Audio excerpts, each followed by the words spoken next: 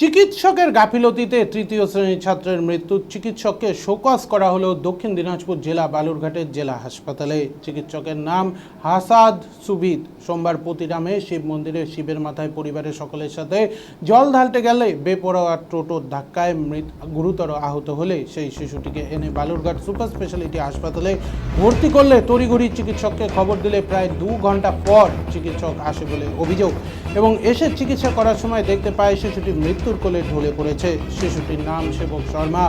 এরপর পরিবারের লোকজন সঠিক তদন্ত ও চিকিৎসকের শাস্তি চেয়ে জেলা স্বাস্থ্য আধিকারিকের কাছে লিখিত অভিযোগ করলে স্বাস্থ্য আধিকারিক তড়িঘড়ি তদন্ত শুরু করে। তদন্তে ডাক্তার হাসান সুবিদের চিকিৎসার গাফিলতি উঠে আসে বলে জানা যায়।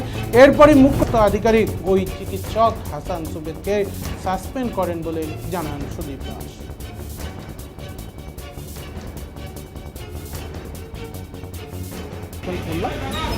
যে শিশুগুলো ছিল সেটা আমরা অ্যাড্রেস করলাম, দেখা যাক করা যায়। এমনি স্যার কি পরিবারের লোকেরা বলছিল যে 2 ঘন্টা পর চিকিৎসক এসেছিল? 2 ঘন্টা পর নয়, মানে চিকিৎসক আসতে সত্যি দেরি হয়েছে।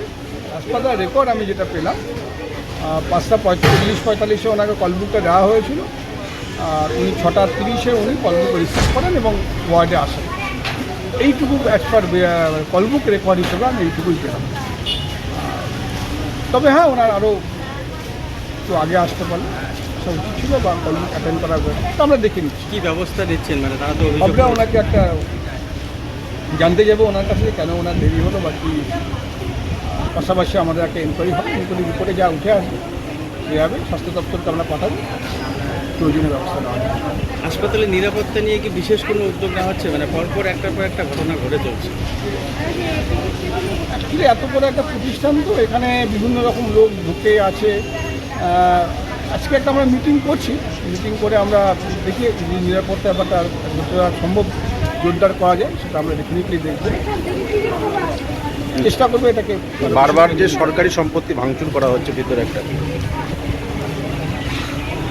আসলে কিছু মানুষ উত্তেজিত অবস্থায় এসে তারা বুঝতে পারে না যে এটা নষ্ট করছে, তারা নিজেদেরই সম্পত্তি। সরকারের যে সম্পত্তিটা বানাচ্ছে সেটা আমাদের সরকারের ট্যাক্স দিয়েই বানাচ্ছে, ট্যাক্সের পয়সা থেকেই বানাচ্ছে। সরকারি সম্পত্তি ধ্বংস করা বা নষ্ট করা কিন্তু একটা আইনযোগ্য একটা অপরাধ।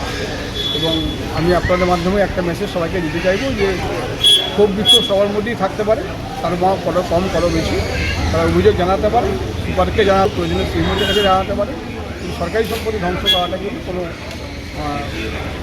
শুভবুদ্ধি সম্পন্ন মানুষের এটা কোনো কাজ আছে বলে আমার মনে হয় না। আমি অনুরোধ করবো যে এই ধরনের কাজ থেকে আপনারা বিরত থাকুন এবং সরকার এই হাসপাতালটা আমাদের সকলে, এটাকে রক্ষা করার দায়িত্ব আমাদের সকলে। সেই হিসাবে আমরা যেন স্বাস্থ্যকে রক্ষা করতে পারি তার জন্য যা যা প্রয়োজনীয় ব্যবস্থা না আমরা নিচ্ছি। মানুষজনের কাছে আমরা অনুরোধ করবো যে আপনারা এই সরকারি সম্পত্তিটাকে আপনারা রক্ষা করুন। যে চিকিৎসকের বিরুদ্ধে অভিযোগ তার বিরুদ্ধে কী ব্যবস্থা? এটা ইনকোয়ারি চলবে, তাকে একটা জানতে চাওয়া হবে, কারণটার সাথে হবে যে কী জন্য তার বিরুদ্ধে যে কমপ্লেনটা হয়েছে সেটা সম্বন্ধে তিনি কী, তার কী বক্তব্য সেটা আমরা জানতে চাইব। সমস্ত রিপোর্টগুলো নিয়ে আমরা উইথ মাই রেকমেন্ডেশন যেটা উঠে আসবে সেই রেকমেন্ডেশন অনুযায়ী আমি ডিপার্টমেন্টকে পাঠাবো, ডিপার্টমেন্ট যা অ্যাকশন নেবে। যাকে দেখে নিই কী ইস্যু আসছে, যদি ইস্যুতে যদি সেরকম উঠে আসে as per the enquiry report will একটা করে দিই। ঠিক আছে।